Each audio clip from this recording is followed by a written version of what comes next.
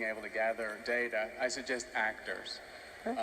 So method actors are trained essentially to use imagination and memory to generate essentially a physiological manifestation of disgust, fear, strong emotions, and a range of them. And you don't need to be, Academy Award level. So there are a lot of good, hungry actors, don't need a very high rate, and you could get a large amount of data and repetition, because they have to do repetitions. They have to do 30 takes where they have to remember someone who died and cry and so on in a mode.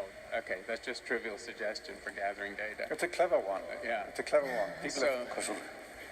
And the question is about something you mentioned in passing. I just want to come back to in a different way. When you alluded to some of the computational and machine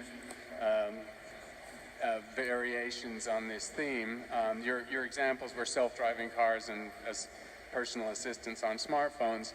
But I wanted to ask about this other sort of bottom-up agenda that has existed for decades, of course, of modeling, brain activity with neural nets or consciousness, not even approaching consciousness, but it's really, so it's a twofold question of, first, for people who don't know, what is the status of those sort of bottom-up approaches, computational-based approaches? Are they proving fruitful at all? And second, the sort of more algorithmic approaches, which I would call AI or something like that. What is their status in your view, as far as illuminating the subject you study? So you probably have heard there's a very large project in Europe under Henry Markram called the Human Brain Project. And their attempt is to model, it's based in Switzerland, they want to model the human brain in all its detail. And the belief of smart money in Silicon Valley says that if you can do this in 100 years, if you have a perfect computer simulation of the human brain, including every neuron, you hit the button, the computer will wake up and say, "Hi, I'm the blue brain." And I say, "How do you do?"